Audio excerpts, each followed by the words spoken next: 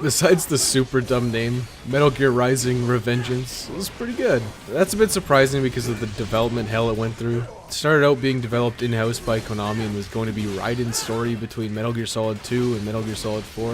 I think it would have been interesting to see exactly how he became a cyborg, but at the same time, I don't think it actually would have been that well done. Raiden becoming a cyborg was just something that happened. We don't really need to know the down and dirty of why. Then, after a while, it eventually made its way to Platinum Games, and I think that's fantastic. Platinum has proven itself to be extremely adept at making high-octane action games. Blade mode is by far the best and most entertaining aspect of Metal Gear Rising. Obviously, it's a core mechanic, and one of the only things that was shown in the very early E3 trailer for then Metal Gear Solid Rising. It's great that they were actually able to successfully build a game around it. A lot of games that introduce cool and unique mechanics just don't expand on them, and they stay as glorified and extended tech demos. It's good that Metal Gear Rising actually made a game out of Blade mode. They've come a long way from just slicing watermelons. Blade mode is really satisfying largely because it's complemented by the Zendatsu mechanic. It involves you doing a precision cut against an enemy to tear out their cyborg spine, giving you a quick kill, refilling your health and your FC meter, which lets you use more Blade mode. It's the best kind of quick time event because it's entirely up to you whether or not you use it. You can use Blade mode outside of the slowdown to get Zendatsu procs, but it's usually not as effective as just straight up attacking. At the end of almost every boss fight, you get an opportunity to just unload on them with Blade mode. It's incredibly satisfying, and I wish more games would let you just absolutely trash a boss once you beat it. I think this is a valid criticism, but I also think it's not super important in the context of the game. Revengeance is very simple to play. It can feel very button mashy, but at the same time you're doing incredibly flashy moves and it's very satisfying to see. Most of the time you're just executing the same combos over and over. You know, you parry occasionally and you enter Blade mode when you feel like it, or when you're prompted by the slowdown and Japanese text pop-up for Zendatsu. I'm sure it's deeper if you get into it, but it often feels like it's a mindless button masher. I also think that's why parry is mapped to a rather unintuitive button combination instead of just a dedicated button like other games use. If parry was mapped to its own button, Metal Gear Rising would just be completely mindless to play. I know saying that makes it seem like the game is bad or boring, but it's really not. I think the worst thing that Metal Gear Rising took from Metal Gear is that there are stealth mechanics, and I think they honestly just have no place here. The only one that was really frustrating was this sewer section where I died a couple times. It just feels very shoehorned in because it's Metal Gear, you gotta have stealth. Regardless of your stealth, you're always going to break into a fight. So stealth is realistically more of just a way to get a few easy kills before the fight actually starts. There's also a section where you need to take control of a little drone and do a stealth section there, and it's not really that fun. It really feels like it's padding, and it just has no place in Metal Gear Rising. Leave the stealth to games that are built around it. Don't just shoehorn it in because you can. Metal Gear Rising's soundtrack is something I would have thought was awesome when I was 15. It's just the kind of thing that brings me back to those awkward teenage years, and that kind of depresses me a little bit. The music fits the tone of the game, which is over the top and extreme. It's very much that Devil May Cry style, although definitely not as hardcore metal. That being said, when I'm alone in my room and no one's around, I can kind of get into it.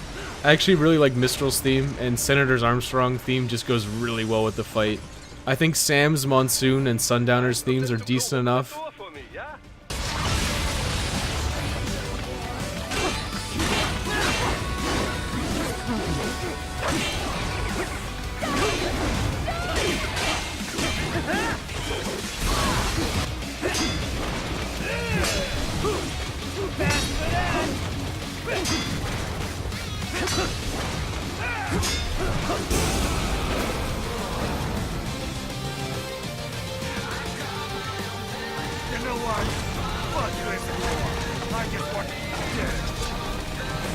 Also, there's a lot of swearing, which is pretty cool.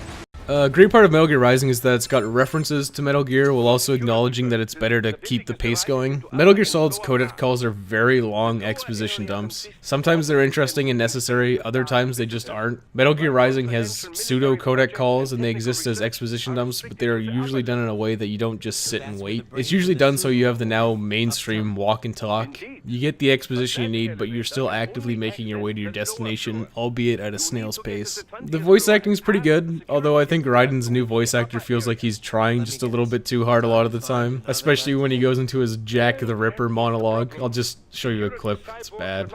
This is my normal, my nature. You've lost your mind.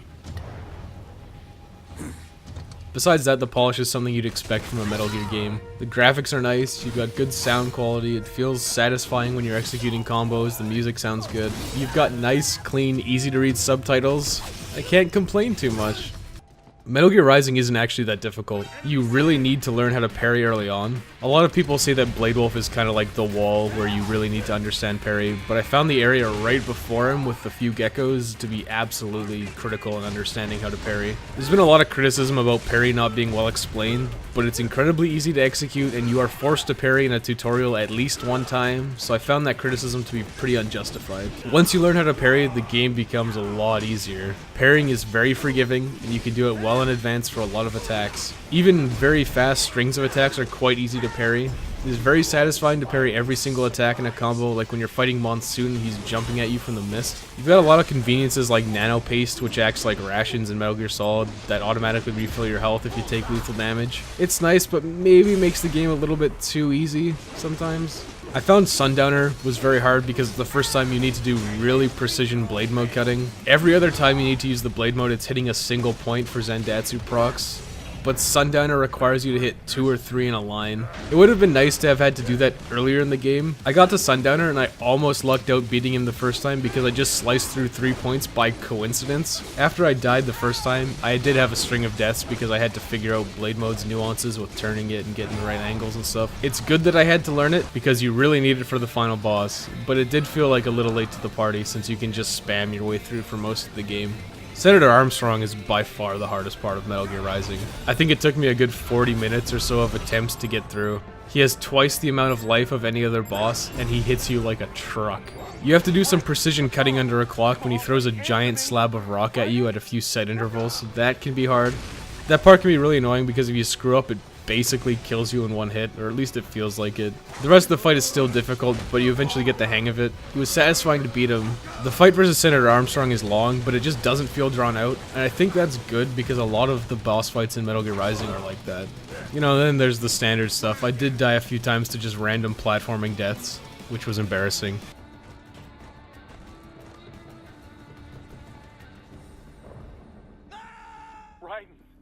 This can't be. So my clear time was just shy of 7 hours. It's short and sweet, and it also has really good pacing. The only real downtime is when you're doing the typical walk and talk, the previously mentioned stealth sections, or the incredibly long-winded exposition dump by Monsoon about memes. That part just feels completely out of place and unnecessary since it's worthless to the overall plot. You do also fight Mistral and Monsoon a second time. I usually don't mind refights, but it feels kind of out of place here. You're given the explanation that their backup body's being controlled by AI, but despite that, it feels like padding. The fight against Mistral was fine since it's pretty enjoyable and fun. I think the fight against Monsoon is cool one time. The fight against Monsoon is unnecessarily long since you can't actively damage him since he constantly splits apart at set times. In a game about cutting stuff with your sword, fighting an opponent that can't be cut is a cool idea and it's got an interesting dynamic, but only the one time. I think Monsoon is actually the worst fight in retrospect, so fighting him a second time is just kind of tedious. Other than those few criticisms, Metal Gear Rising is usually cranked up to 11 in terms of action. After the poorly tied together web of events that is Metal Gear Solid 4, Raiden gets a job working security detail for VIPs. During an assignment in Africa to protect the Prime Minister, they are attacked by a group of rival cyborgs named Desperado Enforcement. Sundowner kills the Prime Minister, and Raiden is severely injured in a fight against Jetstream Sam. Raiden gets some upgrades and commits to taking Revengeance against Desperado, basically for embarrassing him. Raiden begins hunting down traces of Desperado and fights Mistral before getting information about their involvement in Mexico. Raiden infiltrates a facility that is harvesting orphans' brains to use VR training to condition them and make them into cyborg soldiers before shipping them to the USA. That's actually a thing. Raiden sees Sundowner and a US senator at the facility. Raiden cuts a kid's arm off and then gets mad, and he decides to go after the PMC Corporation Responsible's headquarters in Denver, Colorado. Raiden kills Monsoon and Sundowner and learns that Senator Armstrong used Desperado as a distraction so he could keep Raiden busy, so he could launch a plan to assassinate the US president during peace negotiations in Pakistan. While en route to an airfield to fly to Pakistan in a super fast jet, Raiden encounters Jetstream Sam just kinda hanging out by the highway. They fight, and Raiden kills Sam.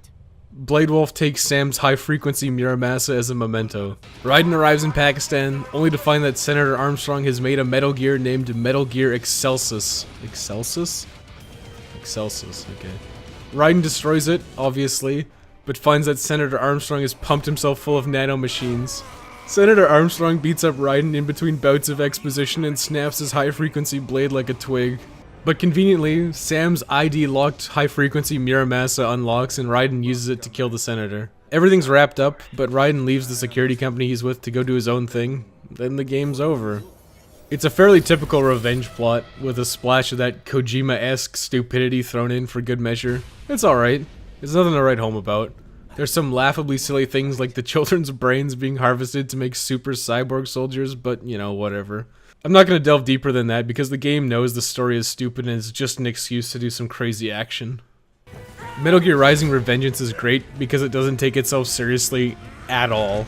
It knows it's stupid and ridiculous and it just runs with it. You have stupid things like Raiden disguising himself in Mexico by wearing a really bad mariachi costume which barely covers his cyborg body. Most of the villains do their damnedest to try to ham it up as much as possible, especially Sundowner and the Senator. There is way too much footage to show of awesome or just flat out hilarious stuff, but I'll throw in some gems here. How about full of shit? Is that a mean? You can't. Played college ball, you know. That's a cushy Ivy League school.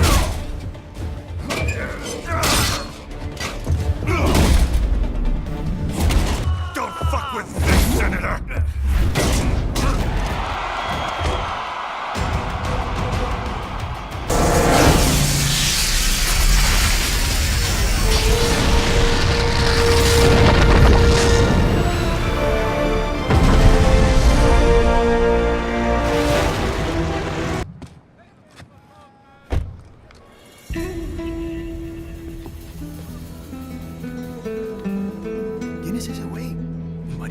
In terms of the game itself, it's just really fun to play. When you're ninja running, it's quick and makes traversing the world fun and satisfying even though it's like completely automatic. It's really satisfying to use blade mode.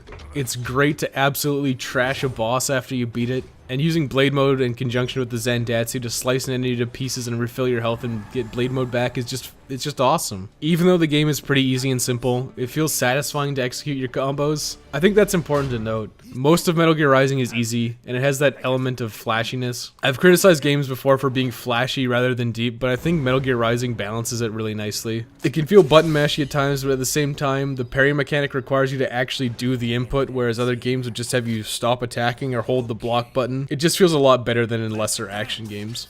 It really feels like there's only one weapon in Metal Gear Rising: Revengeance, the high-frequency blade. Sam's high-frequency Muramasa is basically a straight upgrade to your high-frequency blade. There's potential for the other weapons to be good, but if you look at the combos for like Monsoon Sai, it's a joke. There is seriously like one combo. One.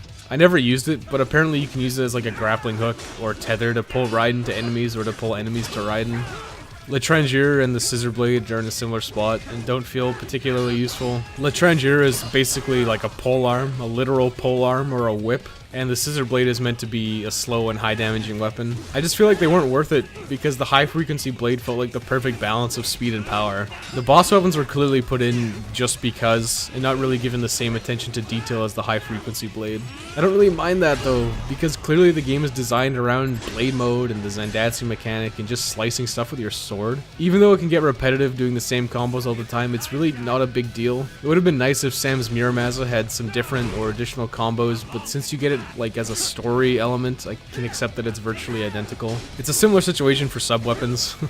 Rocket launchers can be useful, but I only really use them a few times, like on Sundowner and some of the helicopters. You can flat out ignore the sub-weapons for the entirety of the game. I basically ignored them, but that's also because I largely forgot that they even existed. Metal Gear Rising: Revengeance is fun, even though its combat isn't particularly deep. It's a lot of flash and does feel quite button mashy most of the time. The extra weapons you unlock are largely sidelined in favor of really focusing on the high frequency blade. It's very rarely frustrating, and it's pretty easy, but it's very satisfying and enjoyable. A little more depth for combat and challenge might have been welcome, but there's always the higher difficulty levels for that. I think more important than any of that, it's just flat out entertaining. It's consistently fun, whether it's the combat or slicing up dudes using blade mode, or the stupid and over-the-top cutscenes and plot. It's fine to be like that, because if your game should be lighthearted and stupid, but you're taking it way too seriously, you end up like the next game on the list. How many people would have ended up in wheelchairs because some government fearmonger is afraid of a new technology? You deserve a chair, Mag! But the one I'm thinking of doesn't have wheels.